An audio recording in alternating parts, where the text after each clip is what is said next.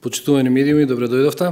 Како што веќе ви е најавено, ова е една од серијата пресконференции на која што го презентираме буџетот за 2018 година. Имам чест да го најавам министерот за информатичко општество и администрација Дамјан Манчевски. Министре, повелете.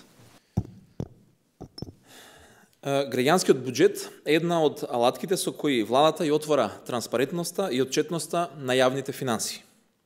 Сметаме дека граѓаните мора да знаат зашто и како се трошат нивните пари. Тоа е еден од чекорите напред во однос и на спречувањето на злоупотребата од страна на институциите. Ке се обидам на наједноставен начин да ви презентирам зашто предвидовме пари во буџетот на Министерството за 2018 година.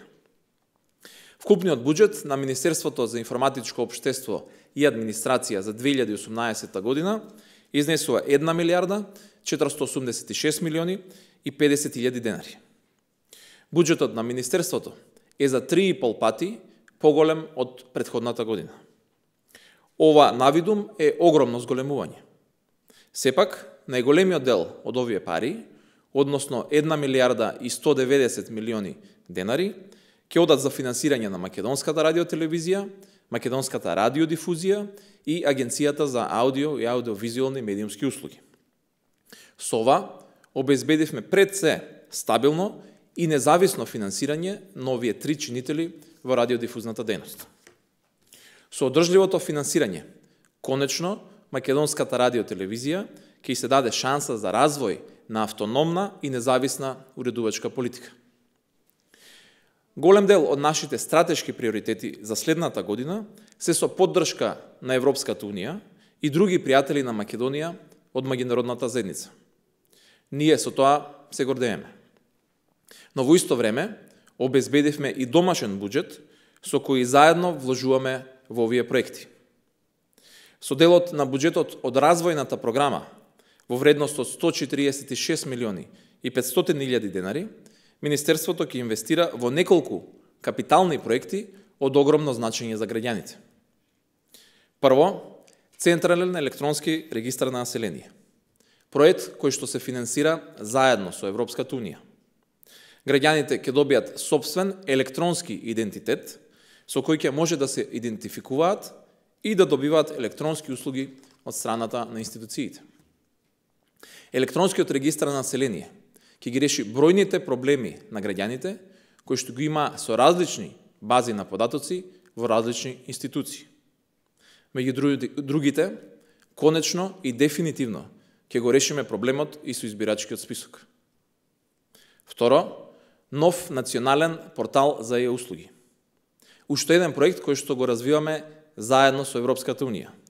И уште еден пример како владата заедно со Европската Унија на најдиректен начин го подобрува животот на граѓаните. Во текот на 2018 година ќе го пуштиме во употреба новиот портал за e-услуги. Значително ќе се зголеми бројот на услугите кои што државата ги нуди на граѓаните по електронски пат. Овој проект опфаќа сериозни инвестиции во опрема, но исто така и сериозни зафати во делот на законската регулатива. Паралелно работиме на двата дела и граѓаните ќе можат реално да ги видат бенефитите од овој проект пред крајот на 2018 година. Мораме да сме ефикасни и да штедиме. Владата одвојува сериозни финансиски средства на бројни одржувања на опрема, софтвер и трошоци за лиценци. Затоа се решивме да инвестираме во нова и побезбедна систем сала, во која на едно место ќе се смести најголемиот дел од опремата во државна сопственост. Но само оне дел од системите кои што се сензитивни од аспект на националната безбедност и од безбедноста на приватноста на податоците на граѓаните. Сите други сервиси и процеси постепено ќе ги префрламе на клауд. Со тоа очекуваме државата да има големи заштеди кои може да се вложат во зголемување на опфатот на e-услуги за граѓаните. Во следната година ќе работиме и на надградба на постоечката инфраструктура, за да администрацијата биде побрза и поефикасна, а граѓаните да добиваат подобри и поевтини услуги. Ќе го надградиме постоечкиот електронски систем за управување со документи. Ќе воспоставиме единствен национален електронски регистар на прописи. Граѓаните на едно место да можат да ги добијат деталните описи на сите процеси и процедури, наместо да треба да лутаат по различни веб страни и да читаат закони. Воведуваме целосно нов систем за електронска наплата и на административните такси. Посветено работевме и на новата стратегија за реформи во јавната администрација. Очекувам таа да биде испратена до владата пред крајот на оваа година. Стратегијата како документ нема да е ништо ако не е проследена со соодветен акцијски план и поддржана со соодветен буџет. Во делот на реформата на администрацијата, генерално можам да кажам дека фокусот на реформите во 2018 година ќе биде ставен во делот на дигитализацијата, како клучен дел на било која реформа на администрација во 21. век. Македонија во текот на пролетта 2018 година ќе биде домаќин и на првиот историски IT самит на земјите од Западен Балкан. Во Скопје ќе бидат присутни политичките лидери од Западниот Балкан, Европската Унија, но и лидерите од IT индустријата, како и од глобалните медиуми. Од овој самит очекуваме нови иницијативи за регионални вложувања за развој на дигиталната економија, како и на дигиталната поврзаност на земјите од Западниот Балкан и Европската Унија.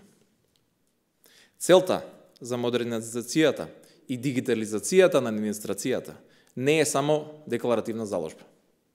Тоа е реална посветеност на Министерството. Во буџетот во 2018 година тоа е планирано да се постигне преку стручни усовршувања и обуки на административните службеници, вложување во стандардите за квалитет ISO и управување со истиот, односно КАФ.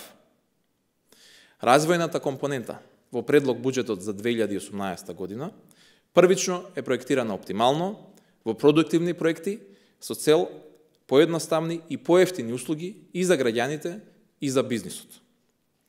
Целосната реализација на буџетот секако дека представува предизвик. Но цврсто сум убеден дека со посветеност и со многу работа и во постојана комуникација со граѓаните ќе успееме во реализација на истиот.